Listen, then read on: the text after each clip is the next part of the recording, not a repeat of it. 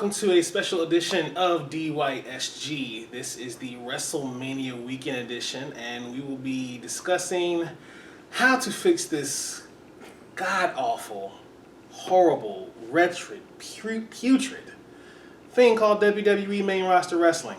It's a shoot. Absolutely. My boy Sean here, and we're going to be discussing how to fix this shit, you know? Basically, of how we're going to stop a few things from happening. We're going to indoctrinate some things that have probably been long gone that should be happening now. And we're just going to go hop into it. Before we do, be sure to follow me on all social medias, Facebook, Instagram, and Twitter.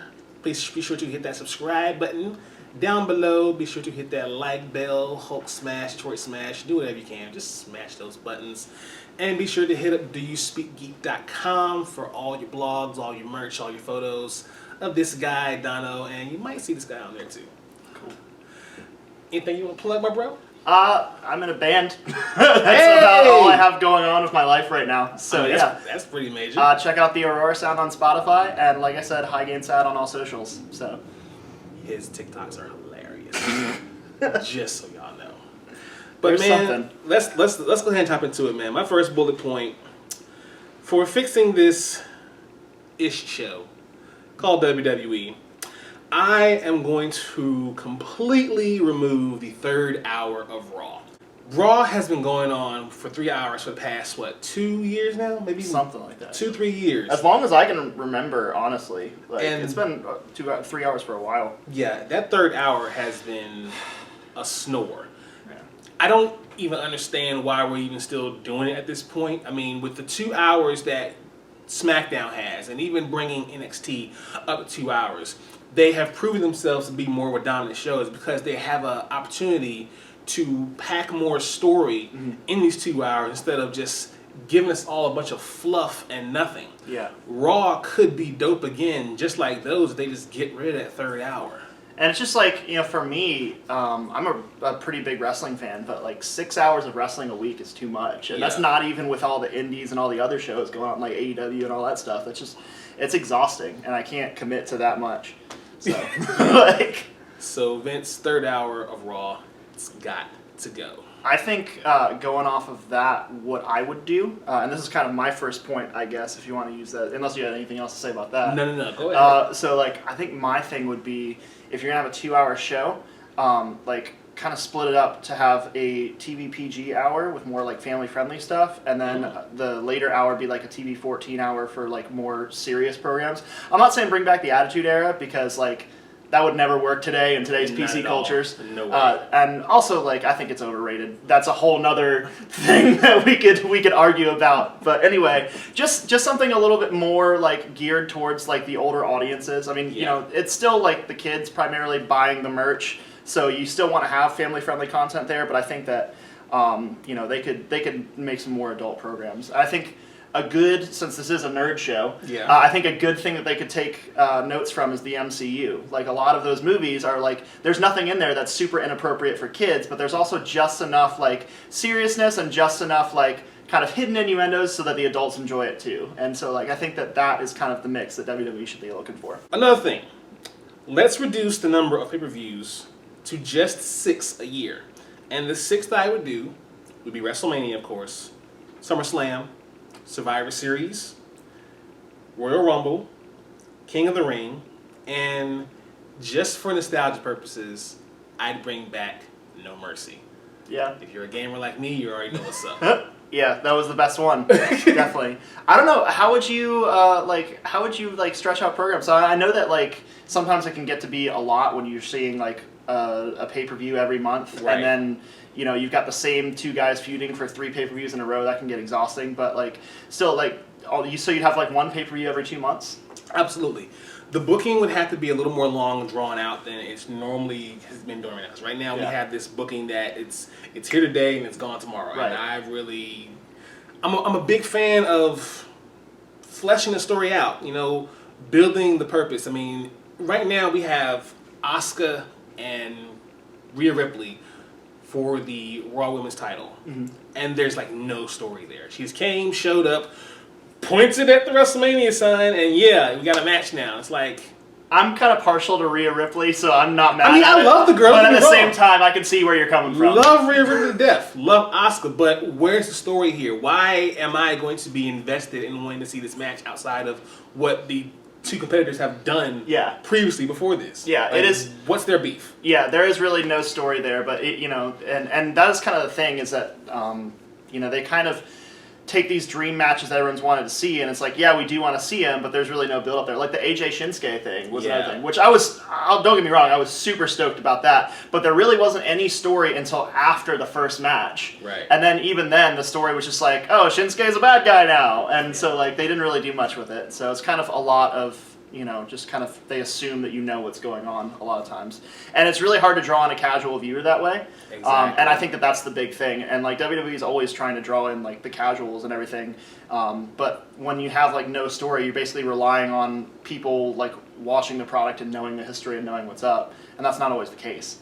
Not at all. And the reason why, and like I said, it's burnout. Yeah. When you're watching a pay-per-view every single month, they become less special. Mm-hmm. The idea is to make the pay-per-view special. I mean, with AEW, they have 4 a year, maybe 5. I don't keep up with AEW too much, but WWE can just do 6 and still be special. And the thing about that, my next point, and I'll let you hop in just a second here with that next point too. Yeah. But that next point with the 6 pay-per-views is basically also to make novelty matches more meaningful. Right. Money in the Bank, Elimination Chamber, TLC, Hell in a Cell, they don't need their own pay-per-views. Mm-hmm. These are just novelty, special matches for special circumstances or special feuds. The fact that we saw a 2-year feud with Triple H and Shawn Michaels eventually going to a Hell in a Cell, that was like, okay, they need a Hell in a Cell match. Hell in a Cell was the match that you did to end the feud. Exactly. Like, it used to be like you only brought that out when like these dudes wouldn't stop unless one of them was like gone. Exactly. And like when Mick Foley and Taker did it, like that was the end. And that used to be the end all be all pay-per-view. Or the end all be all match, and now it's just another pay-per-view. And I think they should go back to having Money in the Bank as a Wrestlemania thing. Exactly. Because I remember that was like something that I would always get excited about with when Wrestlemania came around, and now it's like its own thing, and I feel like they're just kind of stretching it out to be like, make more content. And sometimes less is more, and I think that's kind of the whole point here. Exactly. Hell in a Cell, especially TLC. I mean, TLC, when that was introduced, that was the craziest shit we've ever seen. Yes, that's like when Edge speared Jeff Hardy, dude. That was like one of the big moments. Like, I just wished I was in Raleigh that night to see that match. Yeah. But TLC was so special, and the fact that we get these matches every single year without even thinking as far as giving us reason and giving us some zing behind this thing, it's like, it's not really special anymore. I don't really look forward to Elimination Chamber as much. I love it. I just don't really look forward to it because it's not as special as it used to be. But that's just me, how I feel about those. And spacing them out, giving us these matches when it's needed, not just for the hell of it. Yeah. And kind of going off the whole less is more thing, my next point is, this is kind of an elaborate one, so you're going to have to hang with me for a bit. Let's go. But I think what they need to do is establish, like, a superstar rotation. And here's what I mean by that. So it's a year-round show. We know that. It doesn't have seasons. It never goes off the air. But because of that, you've got these top-tier guys who are on the road 300 days out of the year. And that's exhausting, especially with doing something to this level of physicality. Another problem that they have is they have this huge wealth of talent that's stuck in catering that you never see on TV, and they're not doing anything with them. And so a way to solve one problem with another would be to set up some kind of rotation to where you have, let's say Roman Reigns, for example. He does like a 6 to 9 month program, and he gets time off to go be with his family. During that time, you build up a new guy, one of the guys who would have been stuck in catering before. And then, that way you solve one problem for another. Because one thing that a lot of the product has gotten stale, but one thing that has always consistently been exciting every time it happens is returns. Yes. Like, anytime you haven't seen, somebody's been gone 6 to 9 months and you haven't seen them, and then like out of nowhere that music hits, you are pumped. It doesn't matter who it is. Like, it really doesn't matter. It could be any, like kind of way back, but you remember when Triple H was doing the Reign of Terror and everyone hated Triple H, and then he was gone for a year. When his music hit the first time, the whole stadium was on its feet. And so like they should use that to their advantage. And basically what they would do with that format is you would have somebody be there you'd have Roman Reigns doing his Reign of Terror, that first 6 to 9 months being a mega heel, and then he's gone, work him out of the story somehow, whether it's an injury or he just loses, and then he gets to have time off to rest and recuperate, come back 100%, and then in that time you've built up one of these lower tier guys, you've maybe given them the IC belt, and now they're working their way up to the world title picture. By the time they get there, Roman Reigns' music hits, everyone's pumped he's back because I haven't seen him in a while, he's 100%, he's rested, he's recuperated, and he has a new person to do a feud with that we haven't seen before. And so like they could like run that format with a bunch of different guys, and then you'd have better matches because they'd be more rested, they wouldn't be exhausted from being on the road all the time, and then you'd have, you know, a way to use all of your talent. I remember going to a house show, like, before everything shut down, and, like, just hearing Sin Cara's music hit, because, like, even though he's just Sin Cara, but it's like, oh, I haven't seen Sin Cara in a while, this will be cool. So, like, returns are always cool. Another one that I would have, and not a lot of people are going to agree with me on this one, but I would end the brand split. Ooh. And by ending the brand split, I would unify the women's singles title, the women's tag title, the men's tag title, and also the WWE Universal titles. Yeah, you're going to have to sell me on this one, because I don't know if I'm on board with you on this one. Well, the brand split, the reason why I would say in the brand split, every once in a while we have these harebrained ideas from Vince or our good old buddy Bruce, and they just have these guys transitioning back and forth. There's no sort of brand dominance, and there's no sort of sticking to the idea of there's a brand split. These guys can come and go, whether it's the wild card rules or wherever they're doing, and they're coming back and forth to these shows. So if you're going to do all that, then what's the point of the brand split? Why is Baron Corbin on both shows? Yeah. And it's not even for a title. Right. So it's like, why even do the brand split? Not to mention, a lot of these titles that are on both brands, they mean a little less because there's not a lot of people actually going for them and really going hard for them. As we all know, tag team wrestling in WWE is a fucking joke. And it's even worse when you're not sharing the booking on pay-per-views and actually the main shows with the male and female superstars. So therefore, I would definitely end those titles as far as splitting them between all shows, bringing the tag title back together, bringing the women's titles back together, making the women go after one belt and their tag titles, making the men go after the same mid-card titles as the world title or the WWE Universal title as one belt, U.S. Intercontinental, and hell, maybe even bring back the Cruiserweight title. Bring it to WWE, because now NXT has a Cruiserweight title. Yeah. Bring it to WWE. NXT has its own Cruiserweight title now? Yeah, they actually have. And I saw that they do the NXT has its own women's title. Yeah, there's too many belts. Yeah. That part I will definitely agree with you on. There's way too many belts. Exactly. I think that I'm kind of like halfway there with you, because I remember when like I was watching the first time I was like watching wrestling regularly as a kid, and the brand split was like a very like hardline rule, and what that developed was the fact that like pay-per-views were a little more special because it was the time that you got to see both shows in one night, and then also on the rare occasion that they had interpromotional matches where it was a Raw versus SmackDown thing, it felt special. And like if they're going to continue, like they've kind of in the past couple of years been making Survivor Series into what bragging rights used to be, where it's the Raw versus SmackDown thing. And if they want to make that special, then they should draw a hard line. The way I would personally do it is make the brand split like serious, where like Raw guys don't go to SmackDown and vice versa, but I would still unify a lot of those belts and then make the rule that if you're a champion, you can go to either show. And that way people from either show could still challenge for the belt, and then the champion would have more people to feud with because they could go to either show. But it would still make the brand divide feel special. But I am with you in the fact that either do it or don't. And this is an idea I just had thinking about Survivor Series, which is the new bragging rights pretty much. Right. It never comes up that one show is better than the other, or the superstars aren't touting that our show is superior until it's time for this show. Have them talk that talk all year long. Yeah. You know, say how Raw is the best, SmackDown is the best, NXT is better than both, which it is. But have them talk that talk all year long, so that way when we get the Survivor Series, it's like, oh yeah, they've been talking this trash all year long. Let's see what's up. Yeah, absolutely. no more scripted promos or commentary.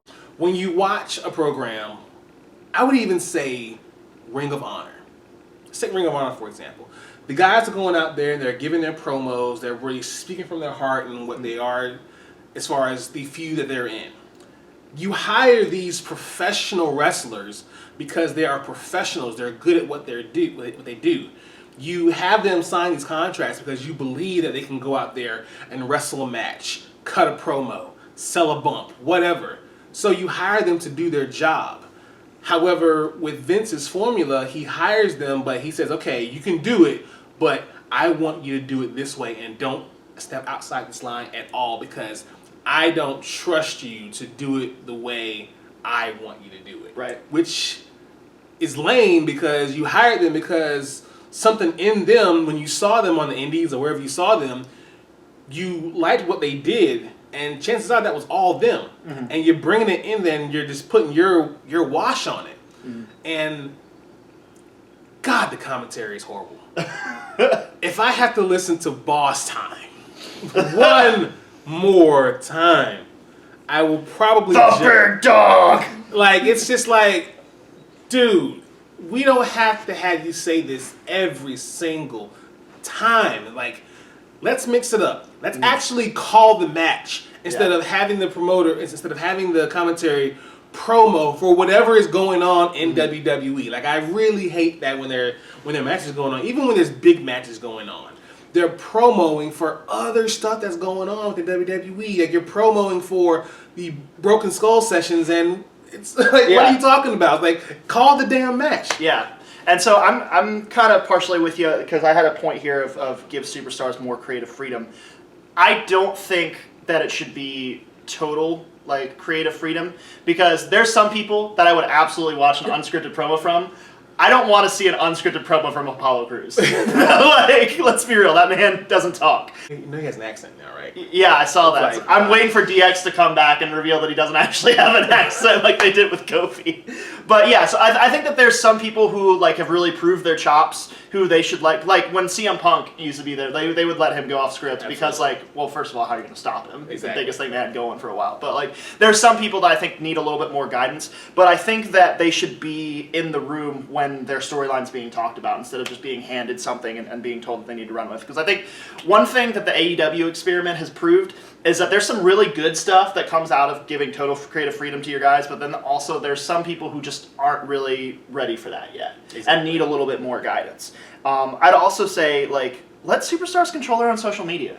Like, let them do Cameo, let them do Twitch, let them do whatever, because if you're going to call them independent contractors, like, you can't say, okay, well, you're an independent, but you have to do exactly as we say. Plus, like, it's not interesting to follow any of them on Twitter anymore, because it's all, like, you can tell all of it is just, like, programmed company stuff. Exactly. And it's like, let them shoot on each other in Twitter. And, like, if WWE's worried about the blowback, just put up the standard disclaimer of, like, all WWE's contractors are independent and do not reflect the views and opinions of the company. Whatever. Exactly. Like, that's all you gotta do. Like, and then just let them shoot on each other. Piggybacking off that Twitter promo and commentary and giving things more freedom, I think one thing that we can do by giving people more freedom just in WWE period, let's just burn the WWE lexicon. There's words you can't say. Yeah. Belt. Pro wrestling. Hospital. Strap. Like, there's words you can't, like, it's a pro wrestling program, and you can't say wrestling. You can't say wrestling. Like, what? Yeah. It's like, when I found out about that, I was like, well, that's a thing. And it doesn't even really dawn on you until it's actually revealed. Like, I watched WWE my whole life. Yeah. And when it became WWE, and the guys are no longer wrestlers, they're superstars, they're sports entertainers, it didn't really hit me to like, wow, they don't say that. Vince McMahon is a brilliant businessman who's a really bad booker. Like, he just had enough respect for Pat Patterson to listen to him when he was like, no, that's a stupid idea. Yeah. It's just like, but now it's at the point where like he's controlling everything, and he's not all of his ideas are good ideas. Like, so it's horrible. Yeah. I think my next thing would be factions. And also factions, and also factions. Like, they struck gold with the Hurt Business. Yes. Like, they took a guy who was floundering in the mid-card and two guys who were stuck in catering and made the most compelling thing of 2020 with them. And Absolutely. they should take that as a sign and do more factions. Because, like, you could have everybody in a faction, or at least most. Like, of course, your big guys, like, let them be lone wolf characters. But, like, that's what New Japan does. Like, almost everybody is in a faction. And it's more exciting that way. Because when everyone's in a faction, everybody's getting more screen time. Even if they're just coming out with their faction and just being at ringside for the match, at least they're on TV. At least people are seeing them and, aren't forgetting about them. And then also the cool thing is when you're doing faction versus faction storylines instead of person versus person storylines, you can stretch it out longer and make it more interesting, because at one pay-per-view it's like, okay, this guy from this faction is against this guy from this faction, and that connects to the next pay-per-view when this guy from this faction is against this guy from this faction. And you can do 6-month pay-per-views without it getting stale, instead of it being like I said earlier, 3 pay-per-views in a row of the same match. Right. And it's like, it just gets boring. Like, how much more can we do with this? And so you can stretch it out longer. And like, everyone talks about how the Attitude Era was so great. What did it have a lot of? Factions. What was the best thing WCW ever did before they blew it up too much? Was NWO. Factions. What got everybody watching indie wrestling in the 2010s? Bullet Club. Factions. Like, do more factions. So that's like my big thing. I have a random thing that I didn't have in my notes, but I just realized, you know what I want to see come back? Cyber Sunday. That used to be so cool when you got to vote on matches, and especially like in today's age of social media, it would be so much easier to do that. Like, vote on your phone, and like, it was such a cool concept, and it was one of the ones I looked forward to every year as a kid. And they should definitely bring that one back. I have one more bullet point here, and that is open the forbidden door. Like, open up the partnerships and stop, like, work with the little guys instead of trying to absorb them, because like, they're trying to do this whole NXT Japan thing. Yeah. It's like, just how much money do you think they flushed down the toilet with that? Like, just partner with New Japan. Exactly. And then you're spending less money because New Japan is also financing it. We get to see the dream matches we want. Like, imagine seeing like Tanahashi go up against some of the NXT guys. Would be so dope. And like Okada and like some of the guys over there, and bringing them over. You could have a Undisputed Era versus Guerrillas of Destiny feud. Like, there's so much cool stuff you could do with that. And it would save everybody money. It would bring together the product that everybody wants to see.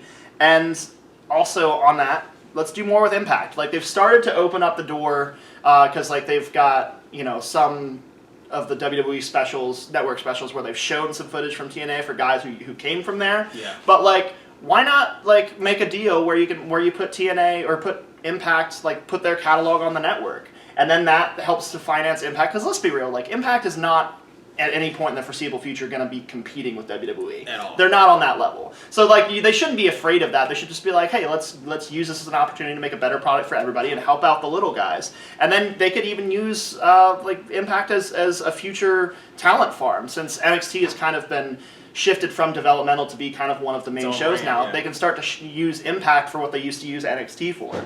And then also, like, for the guys who are stuck in catering, let them do one-off appearances at like indie shows and stuff like that. Because, I'm not saying like Seth Rollins should show up at AEW while he's in the middle of a feud at Raw. I'm saying like the little guys who aren't getting to do much on TV, like, let them go back to Ring of Honor for a night and make it a special thing for everybody. Because really, that's going to benefit WWE in the long run, because they only have a limited amount of screen time to divide up between their talent.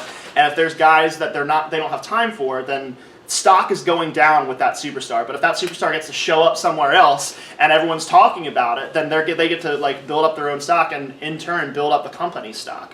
So like, it's really everybody wins in that situation. It doesn't need to all be competition. Exactly. I mean, how dope would it be to see Dragon Gate hold a house show and Ricochet come back? Yeah, dude, that would be so cool. Well, those are our thoughts. What do you guys think? What would you guys change about WWE to, quote unquote, make it great again? What would you add? What would you take away? Would you bring CM Punk back? Yes. You would. Everyone would. There's that on. You bring CM Punk back. Anyway, this has been Do You Speak Geek? I am your host, Nix. This is Sean. Again, follow our social medias. Follow his band. Listen to his music on Spotify. Follow my social medias and my new website. Live to play to win to live. I speak geek. Do you speak geek?